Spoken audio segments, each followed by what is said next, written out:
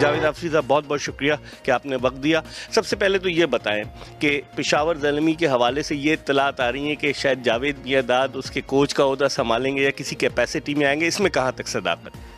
सबसे पहले तो मैं आपका बहुत बहुत शुक्रिया अदा करूंगा कि इतनी अच्छी तफसीलन आपने हमारी इंट्रोडक्शन करवाई। गो के पाकिस्तान क्रिकेट के लिए जो खिदमत हैं मेरे ख्याल में वो बड़ी इंपॉर्टेंट थी।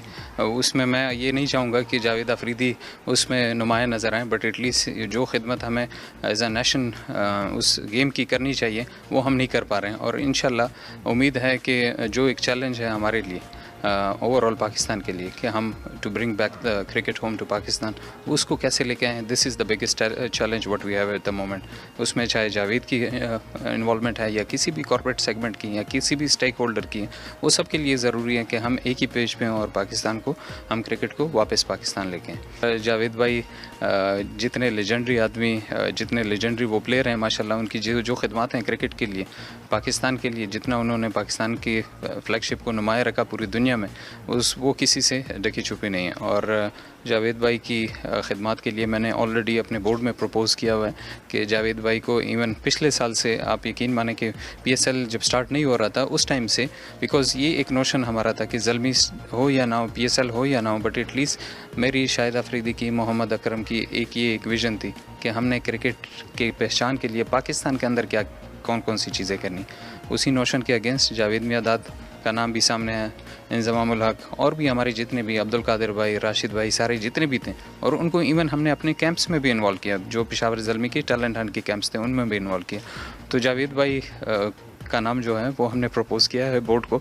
शाहिद अफरीदी जो है वो बोर्ड के प्रेसिडेंट हैं, मोहम्मद अकरम जो हैं वो डायरेक्टर क्रिकेट अफेयर्स हैं। सो दे हैव टू डिसाइड, उन्होंने ही डिसाइड करना है आगे। पिछली दफ़ा आपकी टीम से बड़ी तवक्कुआत वाबस्ता थी, everyone was saying that Peshawar Zalmi is the favourite. Islamabad United का कहीं जिक्र नहीं था, लेकिन दे परफॉर्म वेल।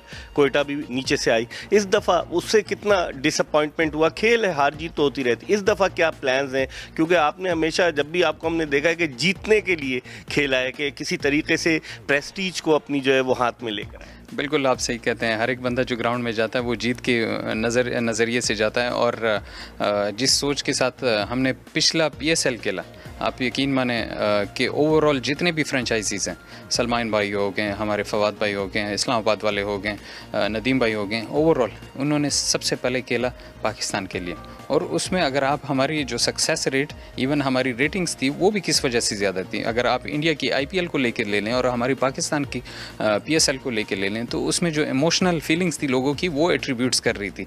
यानी अगर आप डग आउट से लेके एनवायरनमेंट, ओवरऑल पाकिस्तान में वो एनवायरनमेंट क्रिएट हो चुका था क्रिकेट के लिए, तो फैनेटिक्स इतने ज़्यादा इंडोर्स हो चुके थे इस गेम के साथ कि they want to do something. हर एक बंदा सोशल मीडिया पे ओवरऑल कुछ ना कुछ गहमा गहमी जारी थी। तो इस वजह से लोगों के अंदर एक पैटर्नेज क्रिकेट के हवाले से, बड़े अरसे बाद ग्राउंड हमारे पाकिस्तान में खाली हैं, क्रिकेट हम यहाँ पे कर रहे हैं, दुबई में कर रहे हैं, UAE में हम क्रिकेट कर रहे हैं, लेकिन फिर भी लोगों की पहचान और दिल की धड़कनें जो है वो क्रिकेट के साथ वाबस्ता थी।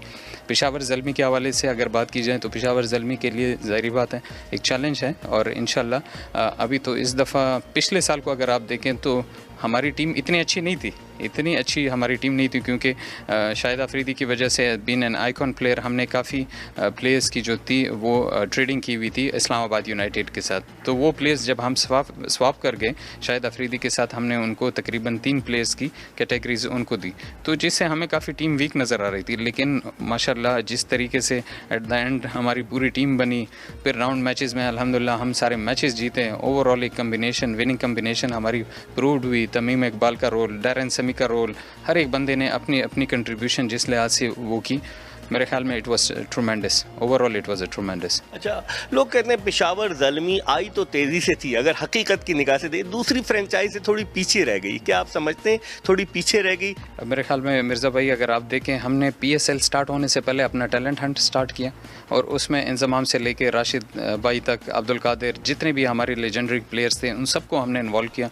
और इवन PSL यानी हम जीते भी नहीं, उसके बाद भी हमने अपना टैलेंट हंट स्टार्ट किया। We been traumatized from the last 30 years. Terrorism से हम ट्रॉमेटाइज हो चुके हैं। एक जल्दी मैं जाके वहाँ पे कैंप लगाऊँ, उनको कहूँ बच्चों को कि आ जाएं, मैं आपको बॉल या बैटिंग सिखाऊँ या फील्डिंग आपको सिखाऊँ, उनका माइंडसेट उस तरीके से नहीं।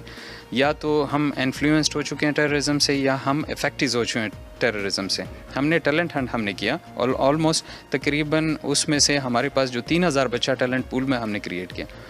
This is something a big and a very big case study for all over us, like Pakistan के लिए और ग्लोबली भी, कि उस बच्चों में से 3000 बच्चों में से 90% बच्चा जो था वो इफेक्टिव बच्चा था, अफेक्टेड टेररिज्म से। तो ये टैलेंट हंट मेरे लिए नहीं था, इट वाज अ चैलेंजिंग, एक कैंसर की इन्वायरमेंट से लोगों को निकालना, वहाँ पे आगे फ्रंट पे लेके आना, ये मेरे लिए एक बहुत बड़ा चैलेंज था। अगर इन फ्यूचर, आपने MBA भी किया हुआ है, इन फ्यूचर अगर पाकिस्तान क्रिकेट में आपको कोई जिम्मेदारी सौंपी जाती है तो फिर क्या करेंगे? जावेद आफरीदी क्या उसके लिए ज़हनी तौर पर तैयार है?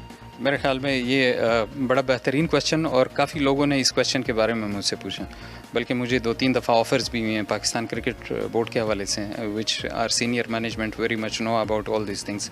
मेरे ख्याल में हर एक अच्छे उसके लिए अल्लाह ने एक अच्छा टाइम रखा होता है, तो अच्छे टाइम पे आएंगे इंशाल्लाह पाकिस्तान की खिदमत के लिए।